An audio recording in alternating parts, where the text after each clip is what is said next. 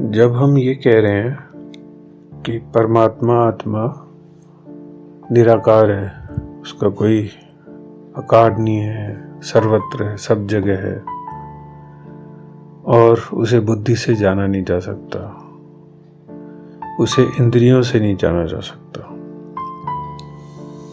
तो उसका कोई स्वरूप नहीं है, तो फिर उसको उस तक कैसे पहुंचा जाए? तो उस तक कैसे पहुंचा जाए। और एक और बात इसमें है कि जिस चीज का पता ही नहीं, जिसका कुछ आकार ही नहीं है, जिसका कोई रूप ही नहीं है, तो उसकी याद कैसे रहे? क्योंकि उसका पता ही नहीं चलेगा।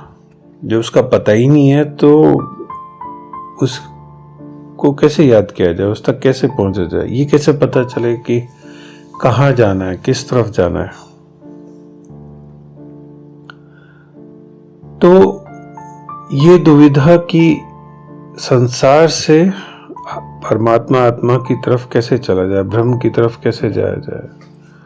एक तरफ संसार है, एक तरफ पूरा संसार का खेल है, सारी चीजें हैं, वस्तुएं हैं जिनका आकार है, कल्पनाएं हैं, कल्पना भी हम किसी रूप में करते हैं, रूप की कल्पना,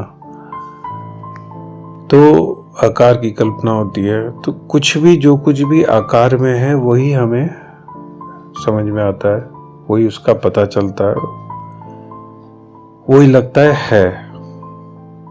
किसी भी चीज के होने का, किसी भी वस्तु के होने का या किसी के भी होने का एहसास उसके स्वरूप, रूप, आकार से पता चलता है, उसके गुणों से पता चलता है। तो जब परमात्मा निर्गुण है, आत्मा निर्गुण है, तो गुण से निर्गुण में कैसे जाया जाए? स्वरूप से बिना रूप में, आकार से निराकार में कैसे जाया जाए? तो ये एक तो याद रखना, समझ में आना बड़ा मुश्किल हो जाता है दिमाग से, बुद्धि से, और जो समझ में नहीं आ रहा तो उसको फिर हम उसकी तरफ जाएं कैसे? यही नहीं पता कि जाना कहाँ है तो हम जाएंगे कैसे? तो ये दुविधा रहती है। तो ऐसे में जो हमारे ऋषि मुनि हैं, उन्होंने जो कहा कि सीधा सीधा नहीं उसे जाना जा सकता, पकड़ा जा सकता, लेकिन उसकी तरफ इशारे किए जा सकते हैं, उसके प्रतीक खड़े किए, उस रास्ते के प्रतीक खड़े किए जहाँ पे, जिस रास्ते पे चलना है, उस रास्ते की, जैसे कहते हैं मानचित्र, मैप बना दिए, मैप बनाने की कोशिश की गई है जिससे कि उस पे चला जा सके। तो लेकिन वो सिर्फ मानचित्र है, मैप है, इशारे हैं सिर्फ। हम कहें कि हमने मानचित्र पढ़ लिया और हम रास्ते पे चल दिए तो ये गलत होगा, इसे गलत तरीके से समझ लिया फिर। तो इसी प्रकार से जितने उपनिषद हैं वो एक तरीके से इशारे किए गए हैं उस परमात्मा आत्मा की तरफ जाने के, जो कि सीधा सीधा नहीं हो सकता। और इसीलिए उसमें कई चरण हो जाते हैं, साधना पत्तियां हो जाती हैं, जिसमें हम जहां हैं, हम चलेंगे वहीं से जहां पर हम हैं। हम संसार में हैं तो हम संसार से चलेंगे और फिर हम आगे बढ़ेंगे। धीरे धीरे संसार छूटेगा तो फिर धीरे धीरे उस निराकार में उतरने की क्षमता आएगी और उसमें उतर सकेंगे। तो उसमें एक हो जाना। तो इसी प्रकार से जो प्रतीक है उनमें एक प्रतीक ओम भी है। अब ओम के बारे में जब हम बात कर रहे हैं तो जैसे मांडुक्य उपनिषद में हमने समझा तो 3 मात्राएं इसमें है, अ, उ और म। तो ओम को आत्मा बताया गया है, ओम को ही ब्रह्म बताया गया है, परमात्मा एक तरीके से बताया गया है, हम कह सकते हैं। और तो वो निराकार को भी ओम के अंदर ही मान लिया गया है, जाना गया है। तो इसमें कई बातें समझने की हैं। एक तो ये कि जैसे हमने समझा, जब हम उच्चारण करते हैं, साधना करते हैं ओम की, तो धीरे धीरे हम बाहर से अंदर की तरफ यात्रा करते हैं। तो ओम एक तरीके का प्रतीक है, ओम एक तरीके की साधना पद्धति है जिससे कि हम जा सकें, उस आत्मा में उतर सकें। और ओम एक तरीके का इशारा है जो कि याद दिला सके। अब देखा जाए तो अगर हम देखें तो भाषा में जो हमारे व्याकरण या जो हमारी वर्णमाला है उसमें ओम कोई वर्ण नहीं है और ओम कोई शब्द भी नहीं है। तो ओम एक ध्वनि है, साउंड है, एक उच्चारण है और उसको लिखा जाता है एक ही अक्षर में। तो ओम है तो अक्षर लेकिन वर्णमाला से भी परे है, तो हम उसे पढ़ते ओम है क्योंकि हमारा ये आदत है या जो हमें बताया गया है, जो हम आज तक पढ़ते आ रहे हैं, सुनते आ रहे हैं, तो ओम कहा जाता है। लेकिन जैसे मांडुक्य उपनिषद में बताया गया है वो है अ उ म ओम, एक तरीके से हम कह सकते हैं। तो उसे जल्दी जल्दी बोलेंगे तो ओम लगने लगता है, ओम ओम ओम ओम ओम, इस प्रकार से। तो ये एक तरीके का इशारा है, एक तरीके की साधना है और एक तरीके का, जिसे हम कहते हैं, याद दिलाने की कोशिश है कि उस आत्मा की तरफ जाना है जो निराकार है। तो ये थोड़ा समझने की बात होती है, वरना हम समझ लेते हैं कि बस ओम ही आत्मा है, ओम को रट लिया, उसको जाप लिया, जाप कर लिया तो हो गई बात। हो भी सकती है लेकिन वो ऐसा नहीं कि हमने ओम को बोल दिया तो हमने आत्मा को जान लिया। किसी भी इंद्रिय से कुछ भी अभिव्यक्त जो हो रहा है वो कभी भी आत्मा को नहीं, उससे आत्मा को नहीं जाना जा सकता क्योंकि वो सीमित है, आत्मा असीमित है, ऐसा कहा जाता है। तो सीमित से असीमित को सीधा सीधा नहीं जाना जा सकता। सीमित को जान लिया तो आप ये नहीं कह सकते, हम ये नहीं कह सकते कि असीमित को जान लिया, लेकिन वहां से यात्रा की जा सकती है, वहां से साधना की जा सकती है सीमित से असीमित तक जाने के लिए। जैसे हमारा मंत्र भी है तमसोमा ज्योतिर्गमय, तो तमस से ज्योतिर की तरफ, अंधकार से रोशनी की तरफ। अस्तोमा सद्गमय, मृत्युर्मा अमृतम गमय, तो मृत्यु, जहां पे मृत्यु है हर चीज नष्ट हो जाएगी, जहां पे असत है जो सत्य नहीं है, वहां से सत्य की तरफ, वहां से अमृत की तरफ। तो ये यात्रा है, ये जाना है एक तल से दूसरे तल पे। तो इसकी तरफ इशारा है, इसकी तरफ साधना है। हम ये मान लें कि हम बस पढ़ लिया, शब्द बोल लिया, उससे ही पकड़ में आ गया तो वो गलत हो जाएगा, तो उसमें उतरना पड़ेगा।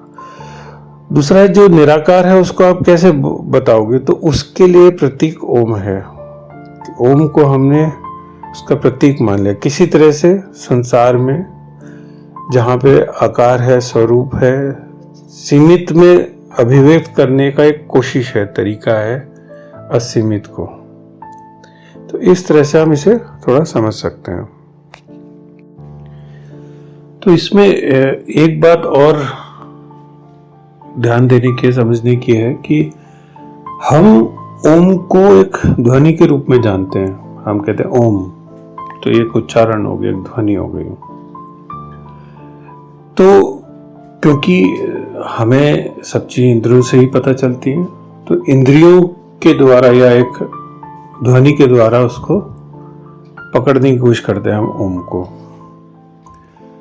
लेकिन अगर हम देखें, अगर हम कह रहे हैं ओम जो है आत्मा का ही एक रूप है, आत्मा ही है, ब्रह्म ही है, तो ओम फिर एक स्थिति है कि जब कोई आत्मा में स्थित हो जाता है, आत्मा को जान लेता है,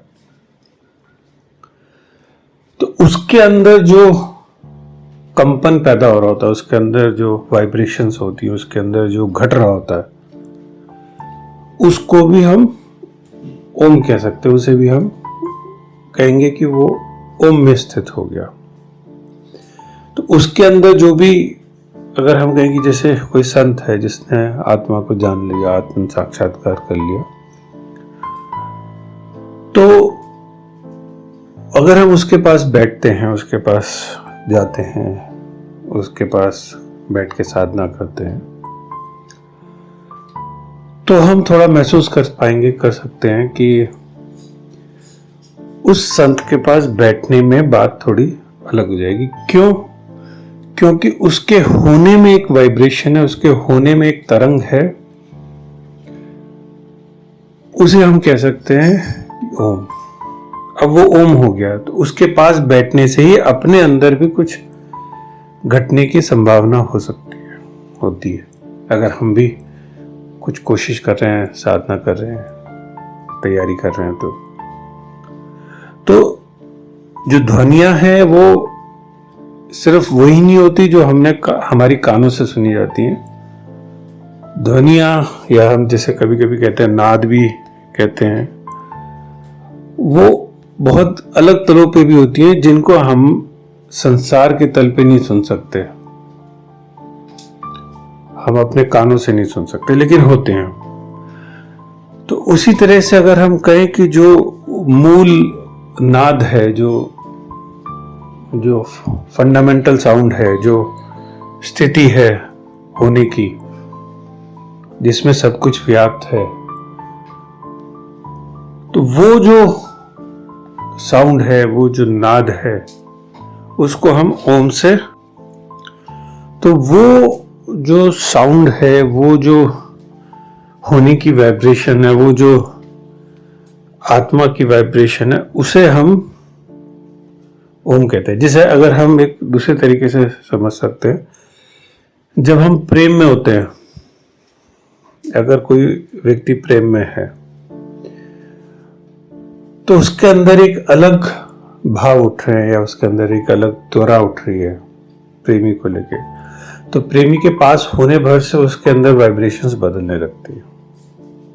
या जैसे माँ के अंदर बच्चों को लेके प्रेम होता है, तो अपने बच्चे के लिए पास में एक अलग वाइब्रेशंस, एक अलग होने की स्थिति होती है। तो इसी प्रकार से हमारे भी होने की एक तरंग है, कहना चाहिए हमें। तो वो संसार में एक अभिव्यक्ति है, लेकिन मूल रूप से अगर हम आत्मा में ठहरे, तो उसमें जो आत्मा की, कहना चाहिए, जो तरंग है या जो नाद है, उसे ओम के रूप में कहा गया है। लेकिन ओम वो नहीं जो हम शब्दों से बोल रहे, मुंह से बोल रहे हैं। ओम वो जो अंदर आत्मा में गूंज रहा है, एक तरीके से हम उसे अगर समझें, इशारों के रूप में समझें, शब्दों में समझने की कोशिश करें अगर, तो ये सिर्फ एक समझने की कोशिश है, लेकिन शब्दों से फिर भी नहीं बताया जा सकता कि वो क्या है। तो क्योंकि आत्मा हर जगह है, या हम जैसे कहते हैं, ईशावास्य में पढ़ा था, ईशावास्यम इदम सर्वम, सब जगह उसी का वास है। ओम भी सर्वम है, इदम सर्वम। तो जो सब जगह है, जिससे सब कुछ निकल रहा है, जिसमें सब कुछ है, उसका एहसास, उसमें स्थित होने की जो स्थिति है, वो उसकी जो वाइब्रेशंस है, वो हम ओम के रूप में समझ सकते हैं। जो कि अगेन फिर से हम कहें, शब्दों में नहीं कही जा सकती, किसी भी अभिव्यक्ति में वो अभिव्यक्त नहीं हो सकती, लेकिन फिर भी इशारे के रूप में, याद के रूप में, कि उसे हम याद रख सकें, हम एक साउंड के रूप में बोलते हैं ओम। लेकिन एक्चुअली में, असल में जो अगर कोई स्थिति में है, तो उसे बोलना नहीं है, वो उस स्थिति में होना ही ओम है। तो उसी में से सब कुछ निकला है। जैसे हमारा मंत्र है, पूर्ण में से ही पूर्ण निकला है, फिर भी पूर्ण रह गया। तो इधर भी पूर्ण है, उधर भी पूर्ण है, और पूर्ण में से ही पूर्ण निकालने तब भी पूर्ण शेष रह गया।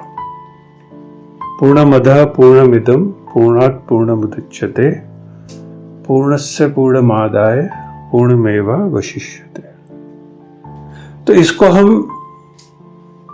लॉजिक से, बुद्धि से नहीं समझ सकते, लेकिन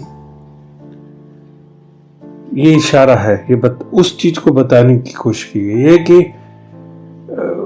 ये दिमाग से परे की बात है। सब जगह परमात्मा ही, सब जगह पूर्णता ही है।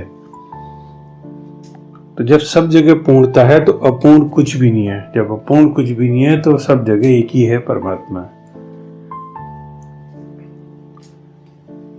तो जब एक ही है तो उसके होने का जो आभास है वो ओम है।